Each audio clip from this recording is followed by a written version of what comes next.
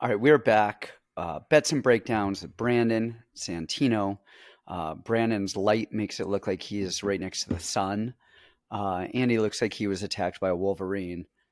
Did you win the fight or I mean, it doesn't look like it, but you should have seen the other guy. the other animal? So we've got a UFC fight night this weekend, and this is kind of reminiscent of last week's card, where there's a lot of unknown names, a lot of European fighters, but there's a couple good bets. Hey, Um, before we jump into this week's, do we want to go over recap a little bit of last week's action? oh, actually, yeah, yeah. How'd you do? Not only that, but you had some big wins tonight as well. Yeah, so tonight on recording, this is Dana White's Contender Series. I went 5 for 5, every single bet on the entire card. Very, very good night. Did you But do all of those individually, or a parlay, or you mix them up, or what? I did all parlays, all parlays. Uh, Five parlays, or I, individual I ones, can't or what? remember. I placed so many parlays, mostly because of bet limits, but I think I did about 5 parlays tonight. My smallest was 2, my biggest was all 5, and I actually did it 3 times. I put in about 2,500 and I profited 7,000 at least. Nice. So Um, great night. Now, did you bet? Were they all dogs? Were they favorites? Mix of them? Great question. So this was a rare card for Contender Series where there was a lot of late replacements and substitute fights. Mm. So the favorites were very big favorites. The only dog that I took was Carlos Hernandez, who I actually fought before. So how could he not win? Right? If you fought Brandan He opened as a Olivas, favorite. Yeah, he opened as a favorite, finished as a dog, and he looked great. I think he was the what was most the spread? deserving So of the how contract. much did the line move on that? It opened up at minus 180 and finished at plus 110 for That's a Hernandez. huge swing Yeah. for, open to close. That's crazy. Um, so last week I did well enough on the UFC card to make up for my losses earlier in the week, and I broke even just about. Who'd you Um, bet last week? so my big parlay. So I told everybody, I always do one big parlay. I bet over 1.5 rounds in Gordon and Selecki, which we said on the podcast. Okay. I took Alexander Hernandez just to win straight out. And then this play I thought was a really sharp play in the Cowboy and Nico Price fight. I took over 1 round. And that Is was that an it? even Did you money bet other parlay. things straight up? Well, we'll get to we'll get to that. That was my big parlay, and then here's where I made the mistake, and I guess this is a tip for everybody who is betting. My insecurity of not studying and not researching the card was getting me to try to take so many underdogs. I was trying to find a reason why they were going to win. Um, so, for example, last week I'm here looking at my bets.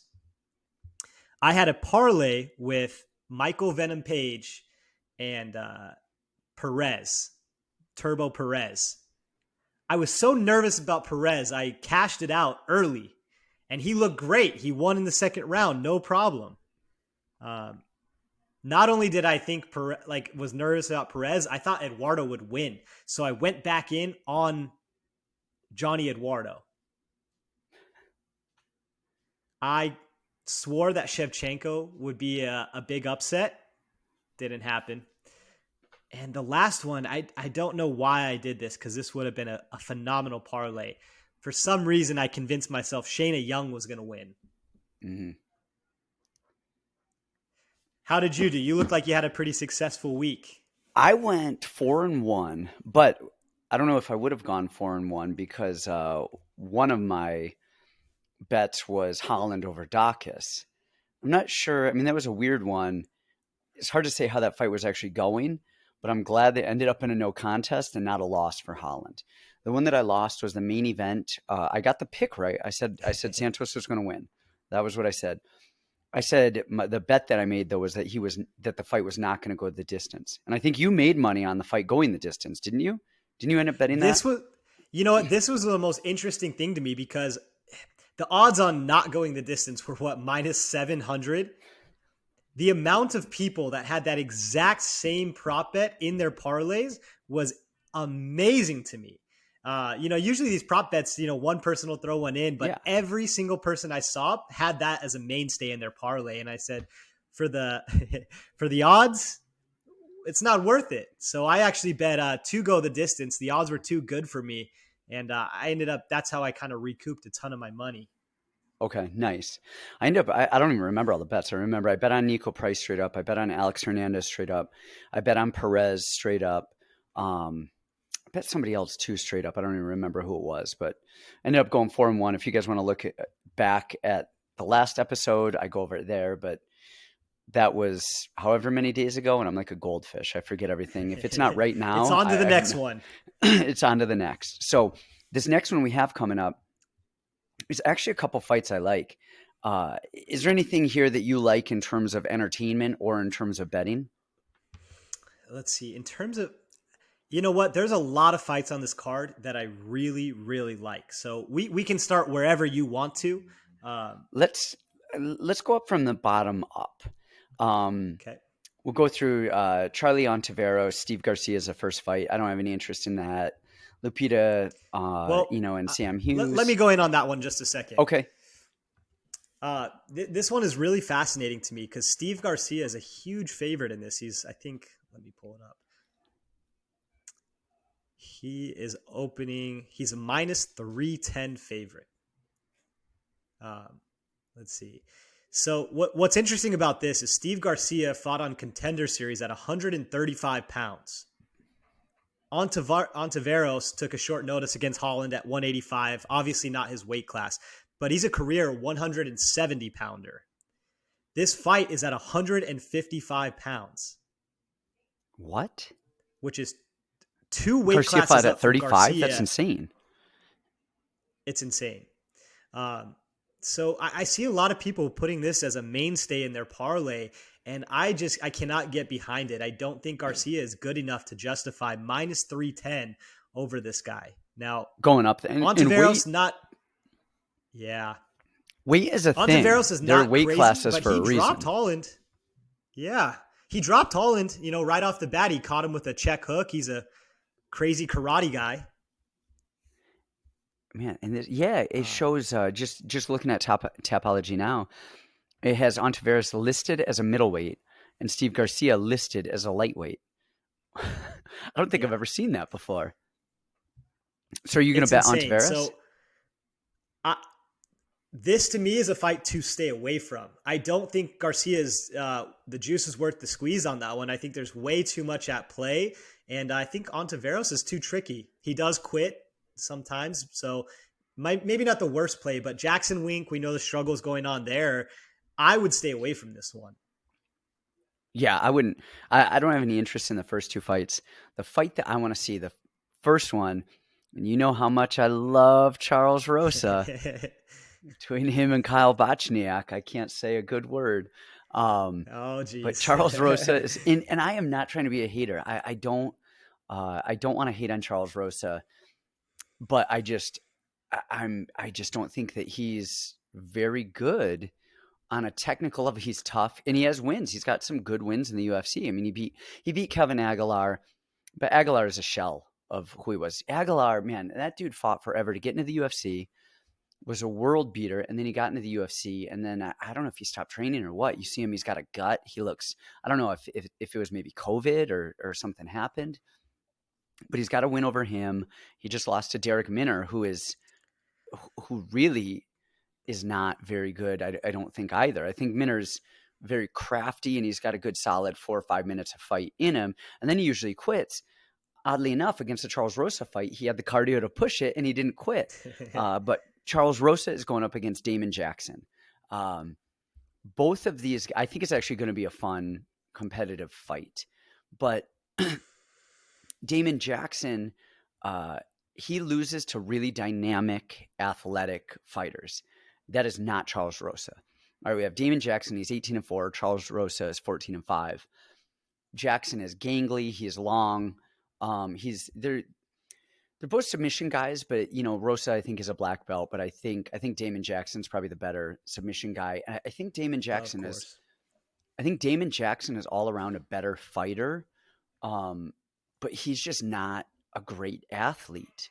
And I think if Rosa was a better athlete, I think he would be able to just starch Damon Jackson. We actually had a fight. Luke Sanders was supposed to fight Damon Jackson, and we wanted that fight. I think Damon Jackson ended up getting hurt his knee or something like that, and ended up pulling out. So we didn't get it, but I was really excited about that because Luke is a strong first round fighter, and Damon Jackson comes on later, but doesn't do well with overly athletic, dynamic fighters early. I think Damon Jackson wins it. I'm going to throw some money on that. I mean, you can't count Rosa out at the lower end of the division because he is tough and he won't die. And he did go to a decision with Bryce Mitchell, who really has some great grappling. And Bryce was all over him the whole fight. I mean, he wasn't even in the fight. Rosa wasn't, but I think Damon Jackson gets it. I haven't decided if I'm going to throw money down yet, but I think I'm probably going to end up throwing money down on Damon Jackson. I think for me, this is one of my favorite picks on the card. I think Damon Jackson. So I watched the Mirsad Bektik fight. He was losing that fight very clearly, but he was not getting blown out of the water. We know that his best thing is the guillotine. He's phenomenal at it. It was weird. So he's been a long time. How do I pronounce his name? Saud? How do I pronounce it? Yep. Saud. He is, yeah, he's been one of the longest guys with him. So we know that, Saud has great fight IQ. He teaches his guys really smart, really good things. Damon is just the ultimate student. He was getting beat by Bektik until he just decided, hey, let's be smart about this. Took his guillotine to the top, and he looked great. He's got great jiu-jitsu. He's got great fight IQ, great cardio. And then interesting here, so it's not a huge age difference, but we have 33-year-old Damon Jackson against 35-year-old Charles Rosa, who's been seen to gas out. So I think all things equal, Damon is better at striking. I think he's better on the ground. I think he makes better decisions, and he's a veteran. Yeah, I think you're right. I like the pick. I'm going Damon Jackson. Man, I don't know if I would say decision, because Rosa is, he's hard to put away, but I think he gets the win. That's a great one to bet the over too. I mean, like I said, yes. I'm a coward, but I like the over 1 round. That's a great one for that too. Bet everything you have on the over. That is not getting finished in 1 round. I mean, I can't fathom that gets finished in 1 round. The next fight I like, it's actually the next fight on the card, is Alexander Romanov and Jared Vanderay. Do you have a pick here? Nobody's going to like my answer on this one. I understand that Romanov is supposed to smoke Jared. I understand this. He's 14-0 versus 12-5, the takedowns. I understand all this. I made money on him last time when I don't think I should have. Here's the deal with Romanov. The guy can wrestle his ass off. He's a phenomenal wrestler. He does stupid things standing up. You'll see this guy throwing spinning back fists and just the most ridiculous things you've ever seen. And the other thing I noticed too is guys get up from underneath him. So we watched Roque Martinez, who cannot wrestle at all, never gets up, got right up from him, right? So the problem is, and we saw this in the Juan Espino fight, this guy is just a blitzkrieg. He is an amazing fighter for 1 round. He'll take you down. He'll maul you. He throws these kind of donkey punches. He tires himself out so badly and then makes such horrible decisions. I for minus 450, this is not one that I want to put in a parlay. I used to have a hard rule, no heavyweights, not at all. They're as unpredictable as the rigid women. Yeah. Like they this really guy, are. Yeah, I know he should win. And, if you put him in your parlay, I hope you win it. I can't take this one because there's too many variables with Romanov. See, I think he's a clear victor here. Um, I think I think if he was fighting a tougher opponent, I think the 14-0 record would be a little deceiving, but he's not. He's not fighting a world beater. Um, I mean, Jared Vanderlei, he's going decisions with Tony Lopez. Tony Lopez is like 46 years old. Um, he looks like, I mean, he should be in a geriatric facility, not fighting people. You know, it's like old Dan Severn still fighting with his underwear pulled up over his belly. I mean, that's pretty much Tony Lopez at this point. I think, I don't know if I'd put him in a parlay, but you know, I think he's a clear victor right here, and I'm going to throw some money down on him. I think it's easy money. Um, you know, again, throwing heavyweights on parlays, again, it's like throwing a lot of the women on parlays. They're so unpredictable. You know, too many factors can influence a very weird decision. Here's the What only else you thing. got? Well, just one last thing to kind of cap that off. You know, when I was losing on Cage Warriors this last week, we'd have a dominant wrestler take him down in the first round, is just dominating the fight, is super clear. Round two comes on, and the guy who was on his back the whole time, all right, we're ready to fight. And it brutalized me every single time. They all got knocked out.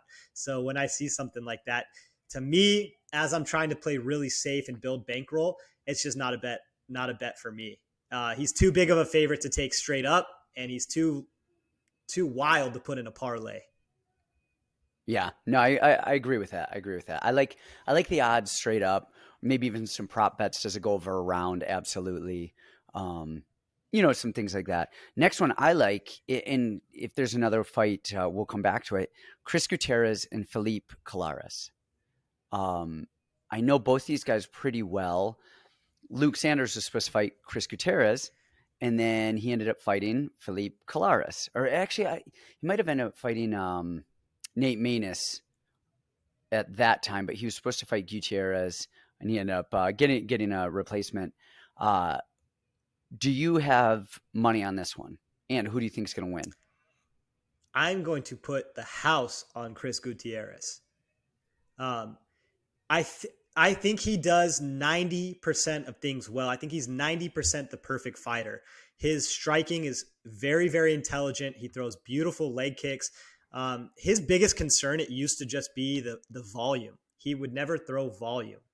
Now I think they got him throwing a lot more, being more effective with the striking and stop waiting. He's got great takedown defense. Um, and here's a note that I want to put, because I watched a lot of film on this one. Felipe Corrales, to me, is the poorest man ever's Geraldo de Freitas. Same height, same striking style. I don't think Colares can wrestle well enough to get him to the ground, so I think it's going to be a stand-up, and I just think Colares is way too messy on the feet for a guy as educated and as solid as Chris Gutierrez. I think Gutierrez eats him up on the feet. I think you're 100% right there. The thing that worries me, though, is Gutierrez had that draw a couple, was it last fight, 2 fights ago? Bad draw. Yeah, and it was it was a bad draw, but he was getting out wrestled. He was getting out scrambled. He would throw that low kick and get blast doubled and end up on his back. Um, his takedown defense isn't great, but what you know, it's not bad, but it's not great. What worries me though is Colares Stays on is his back. what's that? Gutierrez stays on his back. He's Oh not yeah, immediately up. yeah, he'll play the ground game a little bit. But the other thing we saw it with Luke Sanders is so hard to take down. It is unreal. We've been in the room with him. I've wrestled with him. I've only seen Luke Sanders taken down actually by one person probably ever, and that's Kamuela Kirk. We know he was on here with us, and Kamuela took him down, and Luke was up in 1 second, and that literally might have been the only time I saw Luke on his back ever in the training room. Um, Colares took him down a couple of times with judo throws, with trips, not with wrestling, not with takedowns. Um, I'm not sure. I think Gutierrez wins this. I think it's going to be a fun fight. I am curious to see if Colares can hip toss Gutierrez, which is what he's known for. And if he does, I'm curious to see if Gutierrez, because we know he's not great off of his back. Colares mounted Sanders, was decent on top, couldn't finish him, but he's educated, he knows what he's doing on the ground. And I think Gutierrez would be very, very, very well off to avoid the clinch, which he's a Muay Thai guy. He's a striker. So I wouldn't be surprised if he tries to engage in the clinch, and don't be surprised if he ends up getting thrown on his head a couple of times for it. I hope he doesn't, because I do think Gutierrez is a really proficient striker. And I think his fight IQ is above his fight technical abilities when it comes to the grappling department. I think he's very aware of what he should do. I just don't think he's very good at getting off the ground. His ground game's not great. His stand-ups aren't great. That's actually the biggest knock I have on the Factory X guys. Stand-ups. Is stand-ups in wrestling. If they don't come from a wrestling background, they do not have wrestling in their camp. Even their cage wrestling, they should be a little bit, for as high level a group of guys that are there. I feel like that's their biggest weakness. And their jiu-jitsu is actually really good. You've got Brandon Royval up there. You've got, another kid up there. Most of them have really slick jiu-jitsu. Anthony Smith, really slick jiu-jitsu. Their wrestling defense and their ability to stand back up is really, really probably the biggest hole in any of their games. And I'm curious to see if that happens. I don't think Colares is the one that's going to expose Gutierrez, but it also wouldn't surprise me if we see him get on his back and not know what to do there.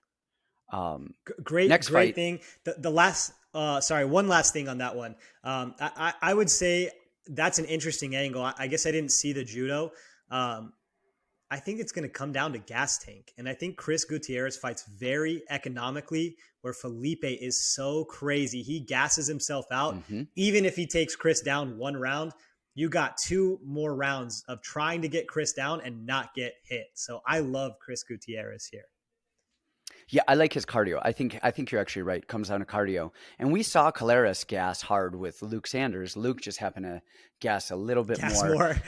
Yeah, that said, I thought Luke won that. I thought Luke won that fight. It pains me that he didn't win the fight, because the UFC didn't renew his contract after that. That was the last fight. And he's just a solid human. Shout out Luke Sanders. Luke freaking Sanders, man. We've got Phil Haas and Deron Wynn. Are you throwing money on these guys? I could not touch that fight with a 10-foot pole. Actually, no, I take that back. I'm with that. I love the fight. I think Phil Haas is going to end up winning it. I think so. But man, these two are almost two spitting images of each other, and they have so many holes in it in their games. I think it's going to be a fun fight, but I wouldn't touch I wouldn't touch it either. I originally was looking at Deron Wynn as a big upset here. Phil Haas he fights so smart for what his body type is. This explosive, powerful, crazy wrestler. And you watch him now, and it's just tight jabs. He takes his time. He sees everything. Deron Wynn is a phenomenal wrestler, probably a better wrestler than Phil Haas. I wanted to pick Deron. I thought his head movement, his boxing, his chin was a little bit better than it was. And every Phil fight, he is just getting rocked. His eyes are rolling to the back of his head, and he still finds a way to win. The problem that I see is the size. Phil is just bigger, stronger, better shape. And Deron just gets hit so much. I thought he was cleaner. He just continues to get hit. I actually like Phil a lot here. Yeah, I like Phil a lot. And if I was playing, if I wasn't worried about losing money, I would throw money on him, do a small bet, something like that. But I think there's too many variables. And I think the biggest one is Deron Wynn's wrestling pedigree. Can Phil stop it? But you see this a lot. Wrestling pedigree does not translate to MMA wrestling pedigree. And a lot of time wrestlers end up canceling themselves out, and they end up striking. And I wouldn't be surprised if this is a sloppy striking fest, because their wrestling even if somebody can get the takedown, it's too much energy, and so they just decide not to. And I think this is going to be a sloppy stand-up battle or a boring lean on the cage battle. But I either of will them say could win. I'm very impressed with Duran's wrestling. Even in MMA, I think, man, he took this guy Antonio Arroyo down. Say what you want about Antonio. The guy is 6'3". He's massive, and Duran just ragdolled him for 3 straight rounds. The only Is way Duran that I five see six, Duran win, yeah, 5'6", 5'7"? yeah, 5'6". The only way I see Duran winning this is if his takedowns and his pressure tires out Phil Haas. That's the only way I can see it, but I think Phil stops enough to win this. Okay, interesting. Now, my upset of the night, I wouldn't say it upset of the night. It's a slight dog, so I'm going to throw money on this next one. Maria Agapova, Sabina Mazzo. Maria looked horrible in her last fight. Well, she didn't. She looked weird. So she was the biggest favorite on the card. She was negative or minus 900. Minus 900. And before the fight, she was like in a rave. She was like dancing and like she was weird. She looked drugged up. I don't think she was, but she was really out of it. Just weird feeling it. She went out like a bat out of hell and ended up gassing herself out and lost to Sijara Eubanks, who is I No, no, think no. no, Sarge is awesome. This was no, it Shayna wasn't Sarge. Who Dobson. was it? Shane. That's right. It was Dobson. Who I think. Am I wrong? Was she 3-4 at the time, or I think she had Correct. a Yeah, losing record. I think she had a losing she record. still does. She's 4-5 now. Oh, so yeah.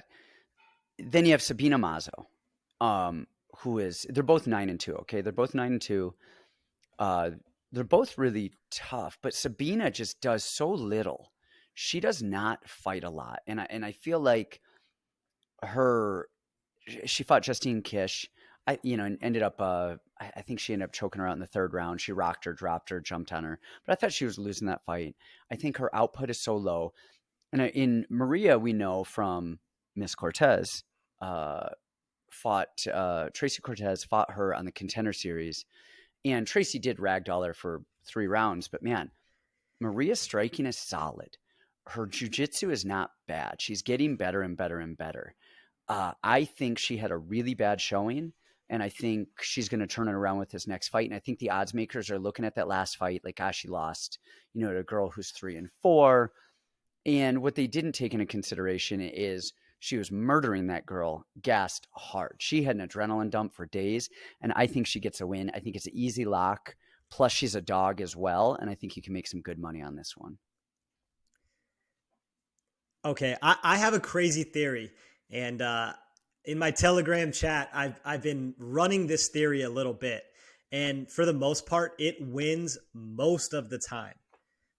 This is not exactly the perfect example, but I'm thinking that Shayna Dobson loss will factor into it. So here it goes. Here's the theory. Okay, when you have 2 fighters and one has a really good record and the other one does not, when the odds are like minus 200 or less, the odds makers are telling you who they think is better. So Sabina Mazzo, let's look at her record really quick. She lost to Alexis Davis, and she beat JJ Aldrich, Justine Kish, and Shayna Dobson in the UFC. So she's 3-2 UFC. Maria Agapova is 1-1 in the UFC with a loss to a 3-4 person. So I like to read these lines. The line is telling you it is so close, and I think what they're telling you is Maria Agapova is going to win this fight because you have somebody who's looked so good with great wins in the UFC as only a minus 155 favorite against somebody who's 1-1 in the UFC with a loss to a losing record. So they're telling you who they think is going to win. They don't want people to bet that heavy money on Maria Agapova. They don't want her at plus 300 because they know they're going to have to pay out.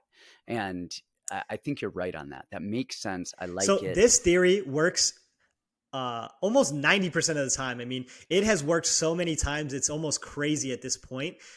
Last week, I wanted to say this was the theory with Shevchenko and Casey O'Neill, But I think the problem with the odds makers is they're giving the Shevchenko name more value than it's worth because new people will see Shevchenko and think it's the other sister or say they're as good as each other. Yep. I So have I two don't count that sisters. one. I have two sisters, Che and Adriana, and they both ran track in New York. And my sister Chea was like, she went to states. She actually ran. She's like the only white girl in the whole heat in state championships. She could run. All right. My other sister, Adriana, could run like a foot and just fall on her face and die. Like this, if you're taking name value, there's nothing that besides a name that Antonina and Valentina share. I mean, it is comical how much people value Antonina's name. And I mean, it's like Keith Lee and Kevin Lee. I mean, these guys are not even the same. Joe Lozon and his brother Dan Lozon. I mean, I don't get this name factor. Like do they actually realize that the other person's not going in? It's not a tag team match. It's not a family duel. It's not Yeah. the, And you you know know, what? It got me last week. I thought, okay, no, she's going to yeah. improve her wrestling. Her kickboxing is crazy. And it got me. And that theory to me, that's the one exception because of the name value on that. I think you're right. But let's look at Maria really quickly, her record. Before the contender series, she beat a girl who was 9-2. She lost to Tracy, and there's no harm in that. Tracy has one loss. She is a world beater. Well, And look at Stephanie Egger last week, right? Stephanie Egger, Tracy made Stephanie look juvenile. And Stephanie Egger came out last week and just put on a clinic. She looked phenomenal. She did it. After Tracy, she beat a girl who was 5-3. Then she stopped a girl first round who was 10-3. Beat Hannah Cyphers in the UFC in 2 minutes and 42 seconds. And then she lost to Shayna Dobson after gassing out where she was murdering her. I think Maria gets it. I think she gets the win. And I'm going to cash that check. After that, we've got Tim Elliott and Mateus Nikolao. What do you think on that? This has been a tough one for me. Let me pull up the odds. Minus 200 for Nikolao. This one scares me. And I think he's a bigger favorite because I think Brandan Royval. That to me is why. But man, I think Elliott, how old is Elliott now? He's 34. That's a big issue. Or 34. Tapology lists him at 34. December 24th. So he'll be 34 coming up here soon. How old is Mateus is 28. So age isn't going to factor in terms of like cardio, but age is going to factor in terms of like fight. When people get older, and I say this all the time, like I'm 39 now. All right. I still train with the fighters. I'm training with guys who are in the UFC, guys who are ranked. I mean, I train with Korean Zombies, ranked top 3 or 4 in the world. In the room, I look awesome. I do great against these guys. But man, I don't have fight anymore. I don't have testosterone. Like my testosterone, I have low T. I need to go get some shots over here. When you get older, when you have that many fights, you see it with young guys all the time. They go in there and they're just swinging for the fences and they're trying to finish people. And then the more experience they have and the older they get, that killer instinct is lost. In all things considered, if Tim Elliott was 30, I would bet everything I have on that guy. He's funky. He's training with Krause James Krause down at Glory MMA in Kansas City. And they've got a solid squad. Krause kind of reminds me of, I don't mean this as a knock on Saeed, but as a more technical, higher IQ version of Saeed down at Fortis. Fortis, their guys are known for being tough, for being grimy. Look at Derek Minner. Derek Minner, loses. He's a one-round world beater, and then he gasses out worse than anyone on the planet. And then he took that fight with Charles Rosa and toughened up, got through 3 rounds, looked great, dominated. And I think that's the same way with Krause and his guys. They're in shape, they're tough, they're good. He comes from a good camp. He has good coaching. I don't know if he has the fight left in him. I think you can't, I mean, you can barely finish the dude. I'm surprised that he actually got finished by Royval. His grappling is amazing. Reminds me of a guy that we know, Casey Tanner, who's 5-0, who's going to be in the UFC soon, dealing with an injury right now. But you can't keep the guy down. You have him side mounted. Next thing you know, he's crawling between your legs, up your back. And you're like, how in the hell did you get there? If Tim Elliott has any fight left in him, I think he wins this, and I think he gets a big upset. I worry about the fight left in him. What do you got on this? So this is a super interesting one. I had actually previously bet Nikolao when he was going to fight Manel Kopp. Watching Mateus Nikolao's film, I thought to myself, there is not a person in the world that is going to beat this guy. I mean, he looks phenomenal, right? He had wins over Smolka, Prime, John Moraga, Bruno Correa, who was another guy I thought was phenomenal. Yep. All these fights on the Ultimate Fighter. I just thought, man, this guy looks good. This guy in Brave CF, which is a tough promotion. And then you watch him against Kopp, and he would not throw anything. He got rocked with every punch. His wrestling looked poor. You know, he won the first round pretty clear with the takedown. When I first saw this fight, I wanted to slam Nikolao. And I'm watching Tim Elliott, you know, and his losses are only to tough guys. Royval, Askarov, Figueiredo, DJ. The way he and in that DJ fight, he made in that DJ fight, DJ was on top of his game right there. And he made it hard for him. He threw him in some submissions. He came up. That was a good fight. He lost the fight. We know that. But man, that was a good fight against prime DJ. Now, I don't think Tim Elliott of then is going to show up against, Mateus this weekend. But I think I need to look into it a little bit more. And what we're going to do is we'll tell you guys here watching is we're going to have our bets. I'm going to put our bets in the link. So what we actually end up doing tomorrow, come fight time and stuff. So you guys keep checking back. We'll update the section in the links below with our actual bets. I like Tim Elliott here. He's a dog, but man, he fights like a dog too. I don't think so. This fight would actually fall into my theory, right? 17-11-1 versus 16-2-1. The odds are really close. This would fit into my theory if Tim Elliott won. I think Nikolao is too good and too technical standing, and Tim gets hit so many times and he falls in bad positions. I think if Nikolao can save any kind of gas, I think he wins this fight everywhere and pretty convincingly. But Tim is a dog, so I'm either going to stay away from this fight or I'm going to go light with Nikolao. Okay. See, I'm thinking the same thing. I need to watch some more Elliott. But I think, if anything, I'm going to go light on Elliott or throw a light dog parlay. Throw Maria and Elliott in there. I think Maria Agapova is a good lock as a dog. And I think Elliott's a toss-up. You throw, $50 on a parlay with those two, and you can cash in some good money on it. What do you have? So I don't really have – I'm not looking at Jared Gooden, Randy Brown. Are you betting that? Oh, man, it's hard. I love betting against guys that are built like Jared Gooden and fight like Jared Gooden. He killed me with his last fight. I mean, he's probably the most intellectual bulldozer I've seen. Like, he doesn't fight insane. He went decision with Joban. He lost to Nurmagomedov, but not a crazy fight. And then he knocked the block off Stolze. That being said, I am a Randy Brown fan, ride or die. I would probably take Randy Brown. He's got too many ways to win, too much cardio. I'd probably stay away from this one. Yeah, I'm not betting it.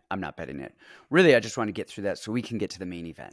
Mackenzie Dern, Marina Rodriguez.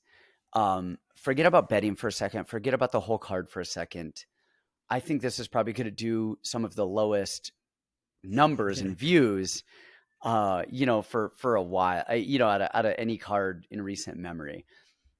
You almost wonder if they just kind of threw this card together because they had an ESPN contract and they need money and they're getting it. Just because as a main event, I think this is a great co-main event. I think this is a great fight builder. I don't know why. Was there supposed to be another main event and it got canceled or what? I Because don't think so. yeah, it just seems like it's too. I mean, Mackenzie Dern is very pretty. She's a multi-time world champion. She's a pretty girl. They like to build. They want to build the women, but they build these dominant women. Nunez, Shevchenko, um, Ronda Rousey. Those were women just smashing it, and they put them on big pay-per-views, and they stack those pay-per-views with other numbers, and so they can build these women's divisions. This is a card. I mean, this is a main event that I don't really know why they're doing this. If they want to build these two, why not put them as a co-main with a bigger name main event to really help bring them up? Because neither of these, I mean, Mackenzie has the jiu-jitsu and she can finish a fight that way, but it's not like she's Ronda Rousey and girls in 30-second arm bars, 10-second arm bars. She's not some dominant up-and-comer. I get that they're trying to build both of these girls, but it's just a weird main event for me on just a numbers game, just in terms of like the UFC. Like, if you want viewers, maybe they don't care about viewers in this one. Maybe they're like, hey, we're getting our money from ESPN. They've got a set number that they get from them every week, as long as they have, I believe it's 7 fights on the card. But I think this is, on paper, we've got Mackenzie Dern, who's 11-1, Marina Rodriguez, who's 14-1 and 2.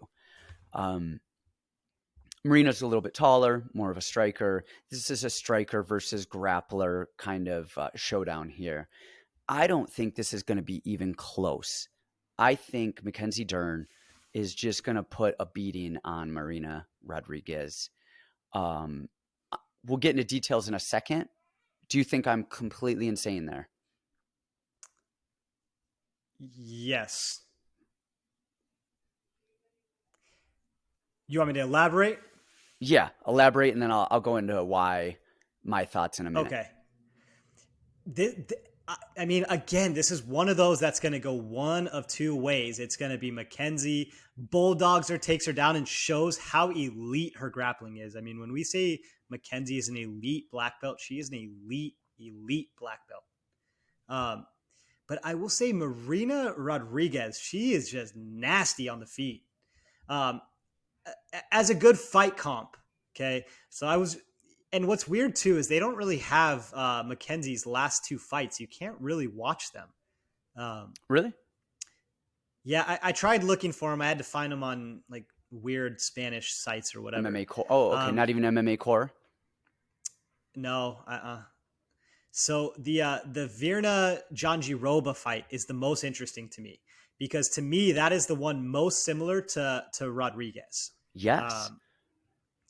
The thing with Virna, she does not throw as much as Marina does. Marina's hands are so much nastier. She throws so much more often. I was watching her get taken down. She lost to Carla Esparza, yes, draw with Cynthia Calvillo, but she does make good decisions. As far as Mackenzie's wrestling, not impressed with the wrestling.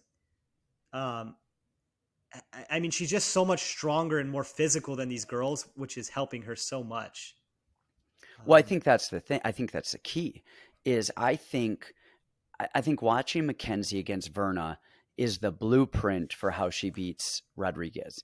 And I think the Rodriguez's takedown defense is not great. She does not, defend takedowns well. That said, Mackenzie is not a great wrestler. I think Mackenzie beats Marina on the feet. And she throws haymakers. She throws bombs. And her boxing is just getting better and better and better. She's young in her boxing and her striking career. The thing that really impresses me about Mackenzie is, I mean, Marina is a volume puncher. She throws volume. She's going to be there, but she does not have the power of Mackenzie. And if you watch Mackenzie, I mean, I'm talking about any other fighter in the UFC, watch the volume of punches. She will throw 2, 3, 4 punches, push you against the fence, throw 2, 3, 4 more, angle off, throw in a couple more punches. She is not a one punch, two punch heater, wait there, see what you do. She is volume punching, and she is volume punching with heat on it, and she knows how to close the distance in there. And she will regularly get really good combinations off, close the distance. And now people have to worry about her takedowns in her jiu-jitsu. Not that she's going to even get the takedown, but they have to address it and they have to respect it. They cannot get sloppy, and that takes them out of their game. And I think that I think Marina is going to be so worried about the jiu-jitsu of Mackenzie that I think she's going to end up sleeping on her striking, and I think the striking is going to end up what leads to Mackenzie's victory. And I think I don't think we've seen the best out of Mackenzie, and with the volume and the power that she has, I think she beats her upstanding. Wow, that is an interesting breakdown. I agree with you. I think here's the only couple things difference. To me, the biggest thing is if Mackenzie does not finish this early because of the way that she fights, and we've seen this in every single fight, including the John Giroba fight, the gas tank. You got a 5-round fight. You just killed me on this. I forgot about the 4th and the 5th round. Man, okay, so that changes nothing, but a little bit. I think, man, I think you're right. I think you're right. But, man, gas tank, gosh, that actually threw a monkey wrench in it. I'm going to have to watch your gas tank a little bit more. Outside of the gas tank and worrying about the gas tank in round 4 and 5, I think Mackenzie smashes this fight. But Mackenzie's smart. She's not an idiot. She trains out at Ruka. You'd think that they're going to address the cardio. This is 5 rounds. It's not 3 rounds. She's going to be a little bit more tempered. Cardio withstanding, I think, man, again, outside of just gassing heavy and round 4 and 5, Marina just coming on, I think this is until cardio comes into play, this is going to be 100% Dern in my book. But then does that kill your own argument? So if you're saying that she's going to fight very different because she knows it's a 5-round fight, then she's not going to throw the crazy haymakers that are bringing her so close and closing the gap and the crazy power, right? Then she's going to fight more reserved. I wouldn't say that I'm saying that she's going to fight smarter in the cage in terms of being more reserved.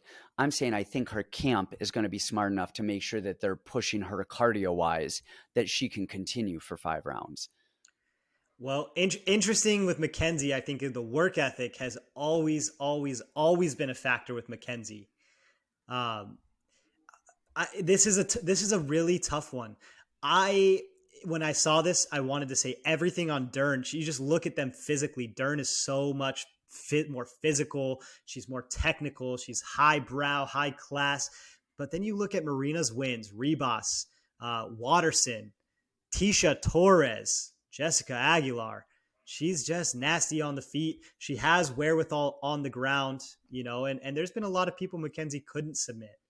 So very tricky one to me. I think on the feet, actually, I don't think Mackenzie's there yet to engage that distance. I would go Marina. Maybe again, not one that unless I win early in the night, that I would even try. That you would touch? Okay. So yeah. I'm going, let's see. I've got some, I think Mackenzie's a favorite, right, Dern? I think she's a slight favorite on this. Yep, 165. Perfect. I'm going to go, I'm going to put the our picks in the link below. But right now, I'm thinking Dern, Elliott, Maria Agapova, Chris Gutierrez, Damon Jackson, maybe Alexander Romanov.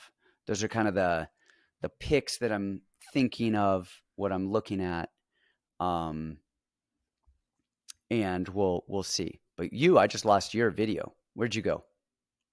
I'm here. Can you see me? Nope. I see a screen, but I don't see your video. Uh-oh. Well, we might have lost has been disabled due to internet quality issues. So, oh, I guess it says you are still recording, so we'll see if you're actually there or not. But those are my picks. Who I think is going to win. I'm not sure if I'm going to bet all of those yet. Look out below in the links to see what I actually end up betting. And then we've got some more fights coming up again and again.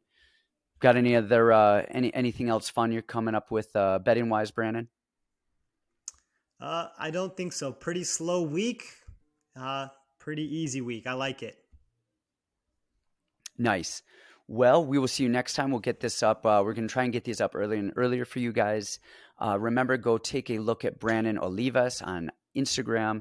I am Santino DeFranco on Instagram, and share, and let us know. Comment. I want to see how you guys did not only this week, but I want to see how you guys do this coming week. Well, I guess last week. I want to see how you guys did last week. I want to hear how you guys did this week.